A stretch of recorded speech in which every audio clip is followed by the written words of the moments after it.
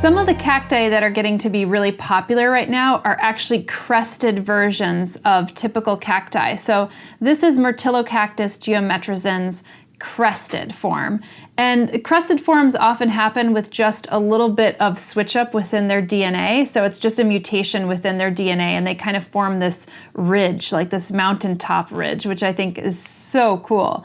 So I bought this plant just like this, and it just seemed to have this weird mutation, and I really loved the form of this. It just has this kind of natural, almost like artistic shape to it.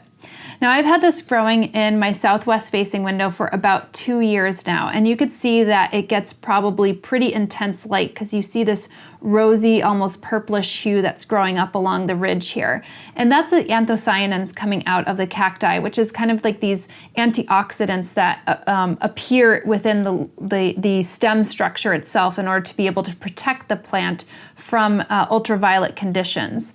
So I could technically move this plant a little bit further away from the window, but I really do like that kind of color that comes out within the stress of the light, and it doesn't necessarily really harm the cactus. In some cases, some plants actually don't have a profuse amount of anthocyanins and can actually hurt the chlorophyll within the particular plant, but this variety doesn't seem to be bothered by it so much. So as I mentioned, I have this in my southwest facing window. You do need to give this plant a lot of bright light, and I withhold watering completely during the winter months. And since I've had this for 2 winters, it hasn't had any kind of problem with kind of puckering or whatnot, because if you see that your cacti are starting to pucker in the winter, particularly during those bright days, then you should probably give it a little bit of water.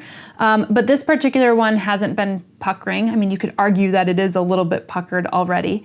But I have a really well-draining mix here, and it has a lot of perlite. So I'm watering this pretty much, I would say, once a week, very thoroughly. And as I mentioned, in the winter months, I'm kind of withholding water.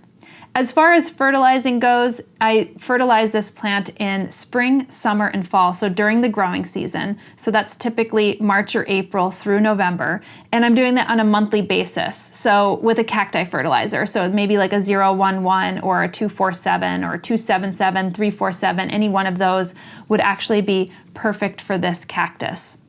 As far as pests go, I haven't had any problems with this. I haven't been growing it for a tremendously long time, but no mealybugs or nothing along those lines. And otherwise, I think that this is a really beautiful kind, and I hope to actually collect more crested cacti.